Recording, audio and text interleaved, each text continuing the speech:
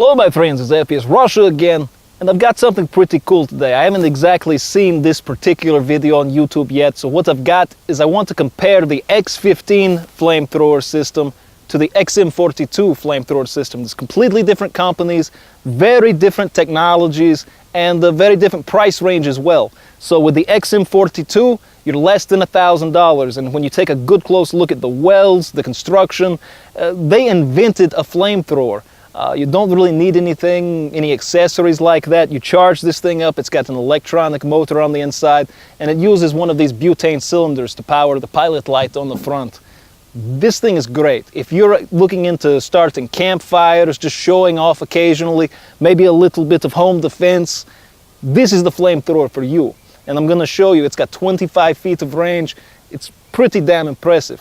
However, if you want a legit flamethrower, the kind that you would see in Vietnam, World War II, and you're comfortable with strapping over 3 gallons of highly flammable fuel at 500 psi onto your back and then walking into a shitstorm carrying this, then the X15 is definitely the flamethrower for you. It's more expensive, almost 80% more, but the performance is almost double. You're shooting about 50, 60 feet when you put the napalm in there.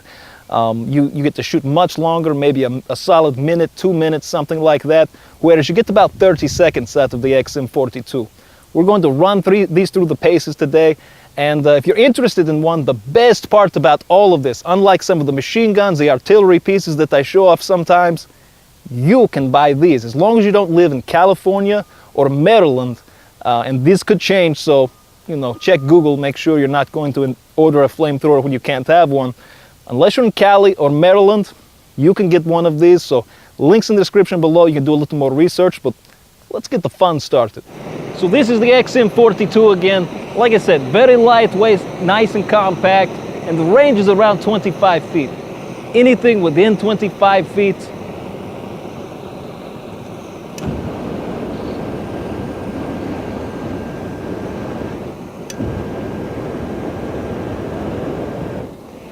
these things are so much fun to play with.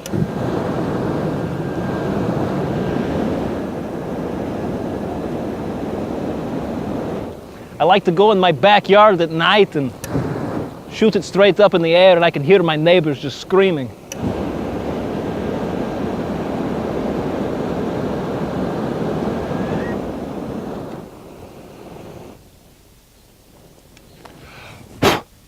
So that's the XM42. Now we're going to back up, strap on the big X15 and show you what kind of range it's got.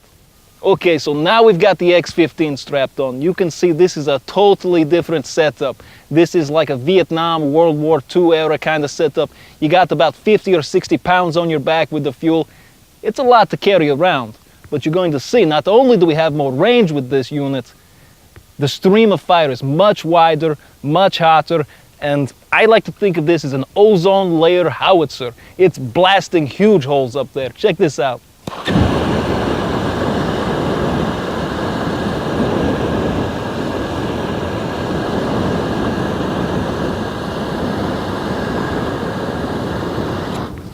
You can see it just raining gasoline down on that fence. And you can fire little bursts. And what I found is you can even kind of fill the air with gasoline and then ignite that.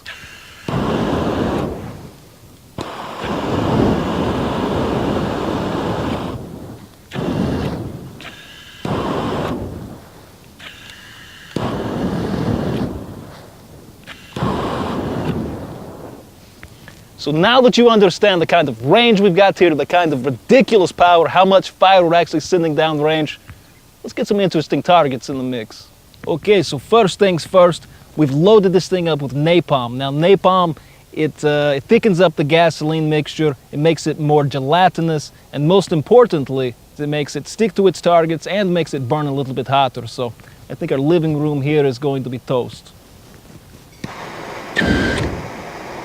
You can see I'm able to shoot bursts at things.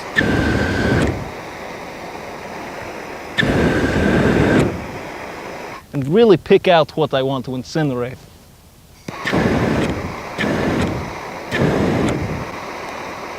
you can definitely see the napalm there sticking to that. If that were a person or anything that was made of flesh, I can't imagine the hell.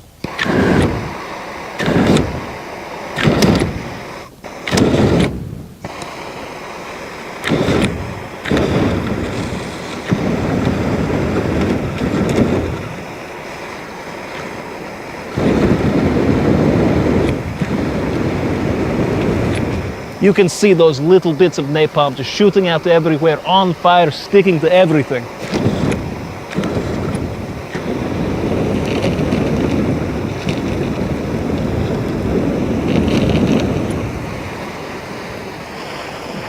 So I'd say we've pretty much destroyed our living room suit here. Pretty impressed with this napalm.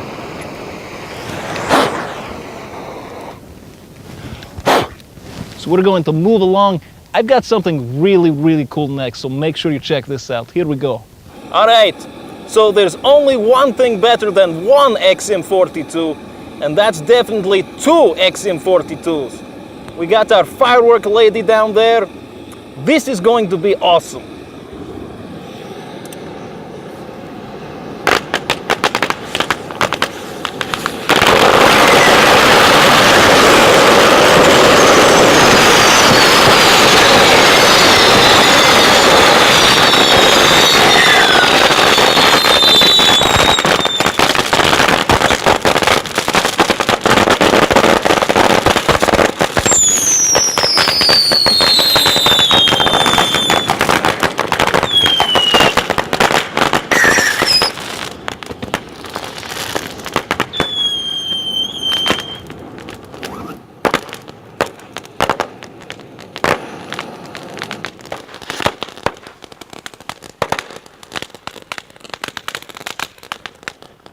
Caught a little bit of shrapnel there.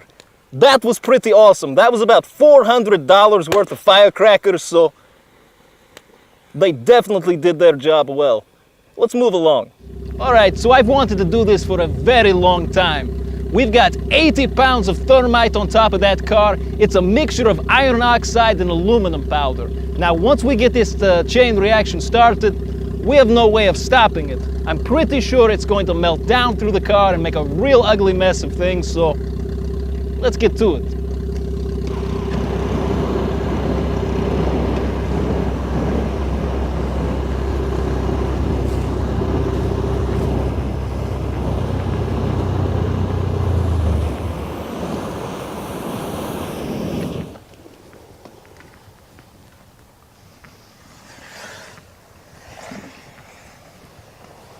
So you can see the liquid metal pouring down through, hitting those propane tanks. The gas tank's in there too.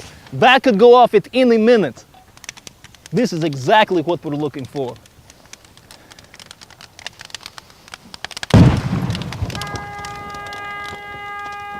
We're going to keep backing up now because that cannot be safe. It takes a very special kind of cameraman to work on some of the projects we do here, and I just want to thank Chad for not having a problem when it rains thermite from the sky.